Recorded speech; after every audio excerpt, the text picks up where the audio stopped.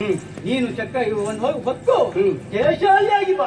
ನಿನ್ನ ಬೆಂಬಲಕ್ಕೆ ನಾವು ಕೂಡ ಬರ್ತೇವೆ. ಹೋಗಿ ಬಾ. ಹೋಗಿ ಬರ್ತೇವೆ ಗಂಡಪ್ಪ, ಹೋಗಿ ಬರ್ತೇವೆ.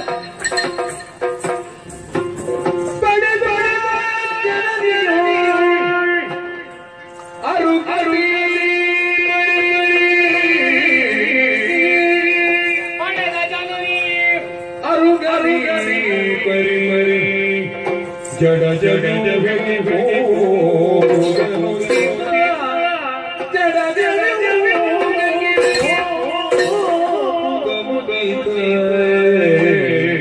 ಸರಿಯಲ್ಲ ಸರಿಯಲ್ಲ ಒದಗಿ ಒದಗಿ ಹೇಗೆ ಹೇಗೆ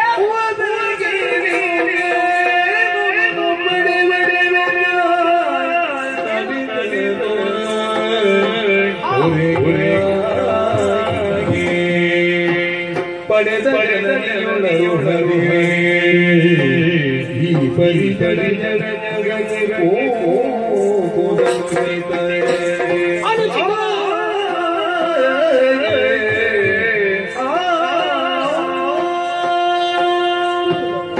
ದೊಡ್ಡಪ್ಪನಿಗೆ ಸಮಾಧಾನದ ಮಾತುಗಳನ್ನು ಹೇಳುವುದರ ಮೂಲಕ ಯೋಗ್ಯವಾದಂತ ಆಶೀರ್ವಾದವನ್ನು ಅವರ ಕೈಯಿಂದ ಪಡೆದುಕೊಂಡಂತಾಯಿತು. ರಣವೀಳ್ಯವನ್ನು ಪಡೆದು ಹೊರಟು ನಿಂತಿದ್ದೇನೆ. ಸರಿ, ನೇರವಾಗಿ ಯುದ್ಧರಂಗಕ್ಕೆ ಪ್ರವೇಶ ಮಾಡುವುದೇ ಅವಸರದ ಕಾರ್ಯ ಆದರೂ ಕೂಡ ಸ್ವಲ್ಪ ಹೊತ್ತು ಆಲೋಚನೆ ಮಾಡಿ ಮುಂದುವರಿಯಬೇಕಾಗ್ತದೆ. ಯಾಕೆ ಏನು ಎನ್ನುವುದಾಗಿ ನನ್ನೆಲ್ಲ ನಾನು ಆಲೋಚನೆ ಮಾಡಿದಂತಾದ್ರೆ ಪಟೇತ ಜನನಿಗರುಹುದೆ ನವಮಾಸ ಗರ್ಭದಲ್ಲಿ ಧರಿಸಿ ದಶಮಾಸ ಲೋಕದ ಬೆಳಕನ್ನು ತೋರಿಸಿ ತೊಡೆಯನ್ನೇ ತೊಟ್ಟಿಲಾಗಿಸಿಕೊಂಡು ಎತ್ತಿ ತುತ್ತಿಟ್ಟು ಮುತ್ತಿಟ್ಟು ಸಾಕಿ ಸಲಹಿದಂತಹ ಮಾತೆಯ ಆಶೀರ್ವಾದ ಪಡೆಯದೆ ಹೋದರೆಂತಾದ್ರೆ ನಾಳಿನ ದಿನದಲ್ಲಿ ಅದನ್ನೇ ಎಣಿಸಿಕೊಂಡು ಅಮ್ಮ ಕಣ್ಣೀರು ಹಾಕುತ್ತಾ ಕುಳಿತುಕೊಂಡಂತಾದ್ರೆ ಆ ಕಣ್ಣೀರೇ ನನ್ನ ಪಾಲಿಗೆ ಶಾಪವಾಗಿ ಪರಿಣಮಿಸಿ ನನಗದು ಸಾವಾಗಿ ಕಾಣಿಸಿಕೊಳ್ಳುವುದಕ್ಕೆ ಸಾಧ್ಯ ಉಂಟು. ಆದ್ರೆ ಸಂದರ್ಭವನ್ನು ಆಲೋಚನೆ ಮಾಡಿ ನೋಡಿದೆ ಅಂತಾದ್ರೆ ಈ ಹೊತ್ತಿನಲ್ಲಿ ಅಮ್ಮ ಹೋದೆ ಅಂತಾದ್ರೆ ಖಂಡಿತ ಇತರಂಗಕ್ಕೆ ಕಳಿಸಿಕೊಡಲಿಕ್ಕೆ ಸಾಧ್ಯವಿಲ್ಲ. ಏನೇ ಆಗಲಿ ಅಮ್ಮನಿಗೆ ವಿಚಾರ ತಿಳಿಸಿ ಹೋಗುವುದೇನೋ ಸರಿ, ಆದ್ರೆ ಅದಕ್ಕಿಂತ ಮುಂಚಿತವಾಗಿ ನನಗೆ ಬೇಕಾದಂತಹ ಯೋಗ್ಯವಾದಂತಹ ಶಸ್ತ್ರಾಸ್ತ್ರಗಳ ಅಗತ್ಯ ಇದೆ. ಹಾಗಾಗಿ ನೇರವಾಗಿ ಶಸ್ತ್ರಾಗಾರವನ್ನು ಸೇರಿಕೊಳ್ಳಿ.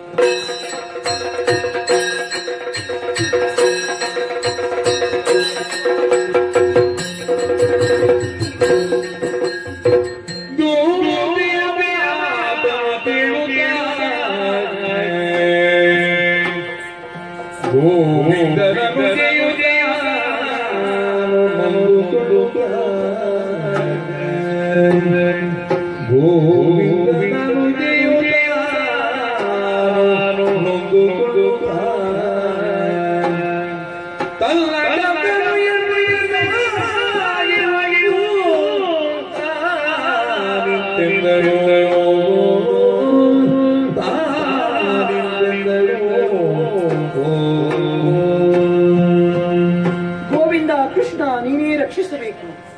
ಧರ್ಮಕ್ಷೇತ್ರವಾದಂತಹ ಕುರುಕ್ಷೇತ್ರದಲ್ಲಿ ಘನಘೋರವಾದಂತಹ ಸಂಗ್ರಾಮವೇ ನಡೆಯುತ್ತಾ ಇದೆ. ಅಲ್ಲಿಂದ ಬರುವಂತಹ ಒಂದೊಂದು ವಾರ್ತೆಯೂ ಕೂಡ ಕರ್ಣ ಕಠೋರವಾದದ್ದು, ಕರಡು ಹಿಂಡುವಂತದ್ದು.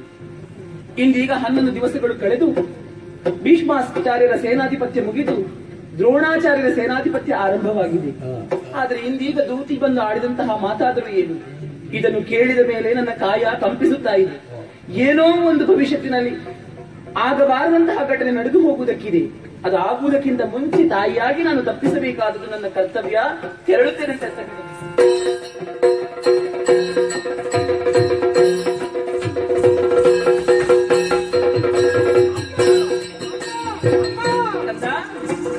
ಶುಭವಾಗಲಿ. ವಂದಿಸಿಕೊಳ್ತಾ ಇದ್ದೇನಮ್ಮ, ವಂದಿಸಿಕೊಳ್ತಾ ಇದ್ದೇನೆ. ಶುಭವಾಗಲಿ ಕಂದ. ಅಮ್ಮ, ಎತ್ತ ಗಮನ ಬಾಲ, ಎತ್ತ ಗಮನ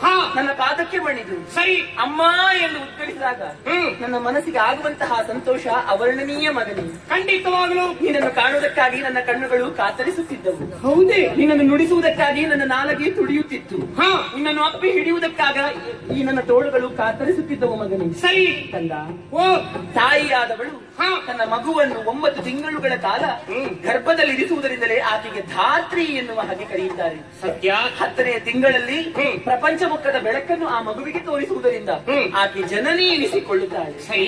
ಕಾಲ ಕಾಲಕ್ಕೆ ಲಾಲನೆ ಪಾಲನೆ ಪೋಷಣೆ ಮಾಡುವುದರಿಂದ ಹಾ, ಆಕೆ ಅಂಬಾ ಎನಿಸಿಕೊಳ್ಳುತ್ತಾಳೆ. ಸರಿ. ವೀರ ಪುತ್ರನನ್ನು ಪಡೆಯುವುದರಿಂದ ಆಕೆಗೆ ವೀರಸು ಎನ್ನುವಂತಹ ಹೆಸರಿದೆ ಮಗನೇ. ಸರಿಯಮ್ಮ. ನಾನು ವೀರ ಪುತ್ರನನ್ನು ಪಡೆದಿದ್ದೇನೆ ಎನ್ನುವುದಕ್ಕೆ ಹೆಮ್ಮೆ ಆಗುತ್ತಾ ಇದೆ. ಹಾ, 10 ಹಲವು ಮಕ್ಕಳಿಲ್ಲ, ಹುಟ್ಟಿದವನು ನೀನೊಬ್ಬನೇ ಕಂದ. ಅಭಿಮನ್ಯು ಎನ್ನುವಂತಹ ಹೆಸರು ನಿನಗಿರಿಸಿದ್ದೇವೆ. ಯಾಕೆ ಗೊತ್ತೇ? ಯಾಕಮ್ಮ? ಉರಿಯುವ ದಾವಾಗ್ನಿಗೂ ಅಭಿಮನ್ಯು ಎನ್ನುವಂತಹ ಹೆಸರು ಇದೆಯಂತೆ. ಸರಿ. ಮಾತ್ರವಲ್ಲ, ಹಾ, ಕ್ಷತ್ರಿಯರಾದವರಲ್ಲಿ 6 ದೋಷಗಳಲ್ಲಿ ಯಾವುದೇ ಒಂದು ದೋಷ ನಿನ್ನಲ್ಲಿ ಇರದೇ ಇರುವುದರಿಂದ ಹಾ, ಅಭಿಮನ್ಯು ಎನ್ನುವಂತಹ ಹೆಸರಿಸಿದ ಮಗನು. ಕಂದ, ಓ ಈ ಹೊತ್ತಿಗಾಗಿ ನಿನ್ನನ್ನು ಕಂಡಾಗ ಸಂತೋಷವಾಯಿತು ಮಗನು. ಏನಪ್ಪ ಇದು? ಏನು ನಿನ್ನ ಕೈಯಲ್ಲಿ?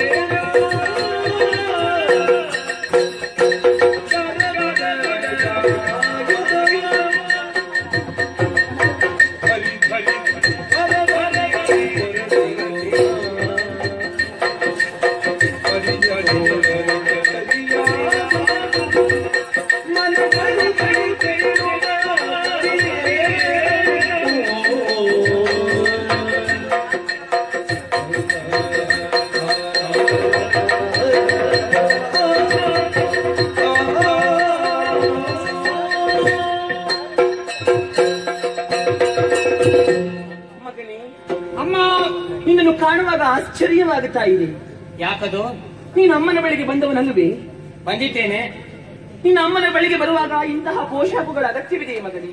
ಅಗತ್ಯವಿಲ್ಲ. ಈ ಹಿಂದೆ ಬರುವುದಕ್ಕೂ ಇಂದು ಬರುವುದಕ್ಕೂ ಅಜಗಜಾಂತರವಿದೆ ಮಗನೇ. ವೀರ ಯೋಧನೊಬ್ಬ ಯಾವೆಲ್ಲ ಸಿದ್ಧತೆಗಳನ್ನು ಮಾಡುತ್ತಾನೋ ಆ ಎಲ್ಲಾ ಸಿದ್ಧತೆಗಳನ್ನು ನಾನು ನಿನ್ನಲ್ಲಿ ಕಾಣುತ್ತಾ ಇದ್ದೇನೆ. ಶಿರದಲ್ಲಿ ಶಿರಸ್ತ್ರಾಣ, ಎದೆಯಲ್ಲಿ ಅವಿಚ್ಛಿನ್ನವಾದಂತಹ ಸೀಸದ ಕವಚ, ಬೆನ್ನಿನಲ್ಲಿ ಬತ್ತಳಿಕೆ, ನಿಲ್ಬಾಣಗಳು, ಕಿಗ್ಗಟ್ಟಿನಲ್ಲಿ ಕಠಾರಿ, ಯುದ್ಧ ಸೆಂದನ ಸಿದ್ಧವಾಗಿದೆ. ಇದನ್ನೆಲ್ಲ ಕಾಣುವಾಗ ನನಗೆ ಅರ್ಥವಾಗುತ್ತಾ ಇದೆ, ಹೊರಟದ್ದು ನೀನು ಯುದ್ಧಕ್ಕೆ ಎನ್ನುವ ಹಾಗೆ. ಹಾಗಾಗಿ ಕುತೂಹಲ ಕೆರಳಿ ಕೇಳ್ತಾ ಇದ್ದೇನೆ. ಎತ್ತ ಗಮನ ಬಾಲ, ಓ ಸುಶೀಲ, ನನ್ನಲ್ಲೇ ಹೇಳಬಾರದೆ, ನಿನ್ನ ಅಮ್ಮನಲ್ಲೇ ಹೇಳಬಾರದೆ ಮಗನೇ? ಅಮ್ಮ, ನಾನು ಹೊರಟಂತ ವಿಚಾರದ ಕುರಿತು ಕೇಳ್ತಾ ಇದ್ದೀನಿ ಅಮ್ಮ.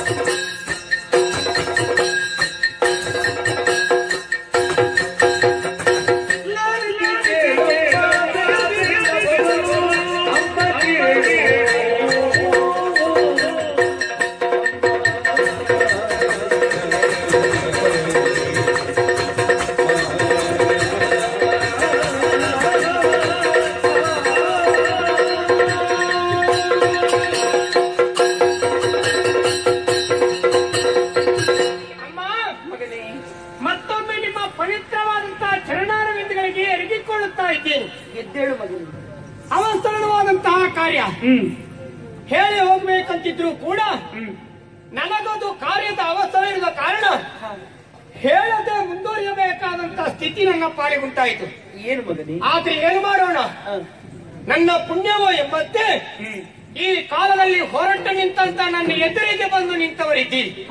ಮನಸ್ಸಿಗೆ ತುಂಬಾ ಸಂತೋಷ ಉಂಟಾಯಿತು. ಆದ್ರೆ ನನ್ನನ್ನು ಕಂಡಂತ ನೀವು ತಾಯಿಯ ಬಳಿಗೆ ಬರಬೇಕಾದಾಗ ಇರಬೇಕಾದಂತ ಸ್ಥಿತಿಗತಿ ಕಂಡು ಬರುವುದಿಲ್ಲ. ಕಾರಣ ಉಂಟಮ್ಮ, ನಮಗೂ ಮತ್ತು ಕೌರವರಿಗೂ ಕುರುಕ್ಷೇತ್ರ ಭೂಮಿಯಲ್ಲಿ ಯುದ್ಧ ಪ್ರಾರಂಭವಾಗಿ 10 ದಿನಗಳ ಕಾಲ ಸೇನಾಧಿಪತ್ಯವನ್ನು ವಹಿಸಿಕೊಂಡಂತಹ ಭೀಷ್ಮಾಚಾರ್ಯರು ಕೊನೆಗೂ ಸೋತು ಸರಳ ಮಂಚದಲ್ಲಿ ಹೊರಗಿದವರಿದ್ದಾರೆ. ಕೌರವ ಚಿಂತೆ ಮಾಡುತ್ತಿರುವಂತಹ ಸಂದರ್ಭ ಇನ್ನೊಮ್ಮೆ ಸೇನಾಧಿಪತ್ಯವನ್ನು ವಹಿಸಿಕೊಂಡಂತಹ ದ್ರೋಣಾಚಾರ್ಯರು ಅವರೂ ಕೂಡ ನಮ್ಮಲ್ಲಿ ಕಾಳಗಕ್ಕಾಗಿ ಬಂದರು. ಏನು ಮಾಡೋಣ, ಅವರೂ ಕೂಡ 2 ದಿನ ಕಾಳಗ ನಡೆಸಿ ಅವರೂ ಕೂಡ ಸಮರದಲ್ಲಿ ಸೋತವರಿದ್ದಾರೆ.